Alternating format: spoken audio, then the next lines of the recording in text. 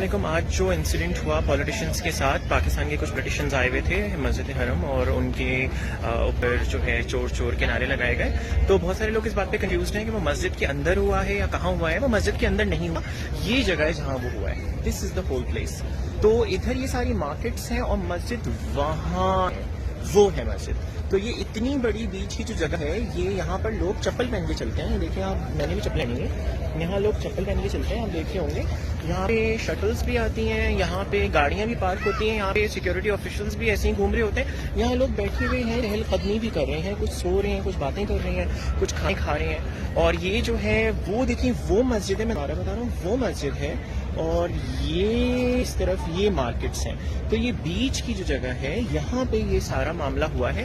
یہ مسجد کے اندر کی جگہ نہیں ہے، یہ کمپاؤنڈ ہے ایک جو کنیکٹنگ ایریا ہے between the mosque and the markets. تو کسی نے مسجد کا قدس پامال نہیں کیا ہے. جب وہ پولیٹیشینز اندر گئے ہیں نماز پڑھنے کے لیے تو کسی نے ہوٹ نہیں کیا، کسی نے اس پر کچھ نہیں بولا. یہاں سے بس ان کی شٹل جب جا رہی تھی تب لوگوں نے ہوٹ کیا تھا، شاؤٹ کیا تھا، جو بھی نام ان کو کہے. یہ یہاں کی بات ہے. تو پلیز جو بھی لوگ کمنٹ کر رہے ہیں اور مجھے بیش کر رہے ہیں کہ میں اس کو سپورٹ کروں، میں کوئی سپورٹ نہیں کر رہا بھائی.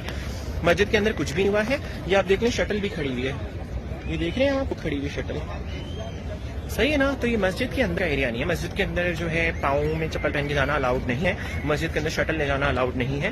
مسجد کے اندر اس طرح چہل قدمی کرنا الاؤڈ نہیں ہے. مسجد کے اندر میل فیمیل ساتھ بیٹھنا الاؤڈ نہیں ہے. جبکہ آپ یہاں دیکھ سکتے ہیں یہاں میلز اور فیمیلز سب ساتھ ہیں، because it's a walking area between the مسجد اینڈ دا مارکیٹس. یہ ایک کنیکٹنگ ایریا ہے، صحیح ہے، جس کو کورٹ یارڈ بھی کہہ سکتے ہیں آپ.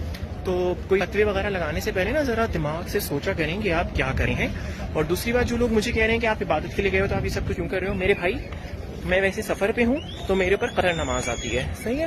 قصر کا مطلب یہ ہوتا ہے کہ فرض بھی 2 رکعت ہو جاتی ہے اگر 4 رکعت ہے مغرب اور فجر کی ہٹا کے.